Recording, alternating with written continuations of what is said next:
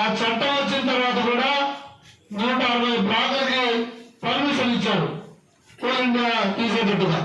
కానీ తెలంగాణలో గతంలో ఉన్న ప్రభుత్వం కానీ ఇప్పుడున్న ప్రభుత్వం కానీ బీజేపీకి అనుకూలంగా లేదు కాబట్టి మన రాష్ట్రంలో ఉన్న బొక్క భూమిని మనకు ఇవ్వకుండా ప్రైవేట్ వాళ్ళకి దారాదత్తం చేయడానికి ప్రయత్నం చేస్తున్నారు. ఇవన్నీ ఎందుకు చేస్తున్నారు? మనకు స్వాతంత్రం వచ్చిన తర్వాత మన దేశంలో జనాభా ఎక్కువ, మన దేశంలో అక్షరాస్యత తక్కువ, చదువుకున్న వాళ్ళు తక్కువ ఉన్నారు.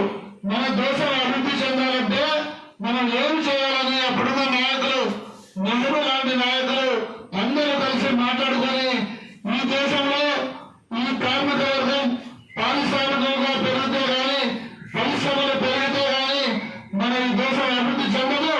ఇది అభివృద్ధి చెందాలంటే దేశంలో ప్రభుత్వ రంగంలో కొన్ని సంస్థలు ఉండాలని నవరత్న పేరుతో ప్రభుత్వంలో అనేక సంస్థల్ని ప్రభుత్వమే ఏర్పాటు చేసింది. మీ అందరూ కలిసి బిఎస్ఎన్ఎల్ కానీ, ఓఎన్జీసీ కానీ, అదేవిధంగా మన పక్కన ఉన్న ఎన్టీపీసీ కానీ, international corporation, cement corporation of India కానీ, స్టీల్ కార్పొరేషన్ ఆఫ్ ఇండియా కానీ, నేవల్ డాక్యార్డులు కానీ, షిప్ యార్డులు కానీ, ఇవన్నీ ఒక పక్క టాటా ఆధీనంలో ఉన్న విమానాలు కూడా మన ప్రభుత్వమే తీసుకుంది. కానీ మళ్ళీ ఏమైంది? ఇప్పుడు మళ్ళీ ఆ విమానాన్ని టాటా వాళ్ళకి అప్పచెప్పారు. గత సంవత్సరం మనకున్న ఇండియన్ ఎయిర్లైన్స్ ప్రపంచంలో ఉన్న ఎంత చిన్న దేశమైనా, ఎంత దరిద్ర దేశమైనా సరే వాళ్ళకి సొంతగా ఎయిర్లైన్స్ ఉంటుంది. కానీ ఇండియా ప్రభుత్వానికి ఇండియన్ ఎయిర్లైన్స్ అనేది లేదు. అంత ప్రైవేట్ ఎయిర్లైన్స్ చేశారు. అదేవిధంగా రైల్వేలు ప్రైవేటీకరణ చేశారు. మీ అందరూ తెలుసు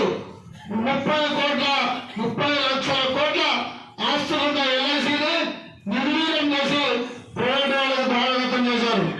15 లక్షల కోట్ల ఆస్తులున్న బిఎస్ఎన్ఎల్ని నిర్వీర్యం చేసి ప్రైవేట్ వాళ్ళకి అప్పచెప్పారు. వాళ్ళకి ఇవ్వాల్సిన వాళ్ళ పర్మిషన్లు 3G, 4G, 5G పర్మిషన్లు ఇవ్వకుండా ప్రైవేట్ వాళ్ళకి, జియో లాంటి వాళ్ళకి, ఎయిర్టెల్ లాంటి వాళ్ళకి ఇచ్చి ఆ సంస్థల్ని పెంచి పోషించి బిఎస్ఎన్ఎల్ని నాశనం చేశారు. అదేవిధంగా ఆర్టీసీ ఫ్యాక్టరీలు ఏదైతే మనం యుద్ధ విమానాలు, యుద్ధానికి సంబంధించి తయారు చేస్తామో వాటిని కూడా ప్రైవేటీకరణ చేసి అదాని లాంటి వాళ్ళకి ఆ కంపెనీని అప్పచెప్పడం జరిగింది. ఇట్లా ప్రతి ఒక్కటి ప్రైవేటీకరణ చేసుకుంటూ పోతూ ఈ ప్రభుత్వ రంగ సంస్థలను మూసేస్తూ డిఇన్వెస్ట్మెంట్ చేస్తూ ఆ డబ్బులు, అమ్ముకున్న డబ్బులని వాడి ప్రభుత్వానికి వాడుకోవడం, అదేవిధంగా ఈ విలువైన ప్రభుత్వ రంగంలో ఉన్న ఆస్తులన్నింటి అదాని, అంబానీ లాంటి వాళ్ళకి అమ్మేయడం, కాల్చడం చేస్తున్నారు. ఇవన్నీ మనం పోరాటం చేస్తున్నాం. కానీ మొదటిసారి గెలిచినప్పుడు కొంత స్లోగా ఉన్న నరేంద్ర మోడీ ప్రభుత్వం రెండోసారి పూర్తి మెజార్టీ వచ్చిన తర్వాత మొత్తం కంప్లీట్ ఆ చట్టాలు చేసి చాలా వరకు అమ్మేశారు. ఇక 4 రోజులు ఆగండి, మన రైల్వే స్టేషన్స్ అన్ని రెనోవేట్ అవుతున్నాయి.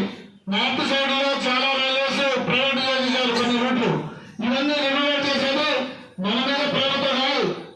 ఇప్పుడు తీసుకొచ్చే ఏదైతే భారత్ ఉన్నాయి కదా ట్రైన్లు, వందే భారత్ ట్రైన్లు, ఇవన్నీ మన కోసం కాదు.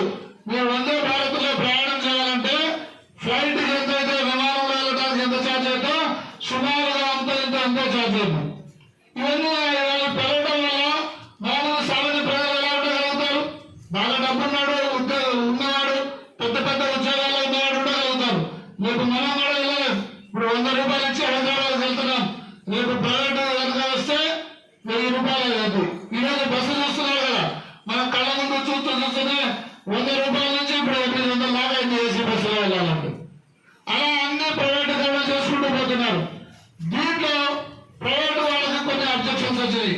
పూర్తిగా మేము ప్రైవేటీకరణ చేయాలంటే ఈ దేశంలో చట్టాలు బలంగా ఉన్నాయి, కార్మిక సంఘాలు బలంగా ఉన్నాయి, ప్రపంచంలో ఉన్న అన్ని దేశాలతో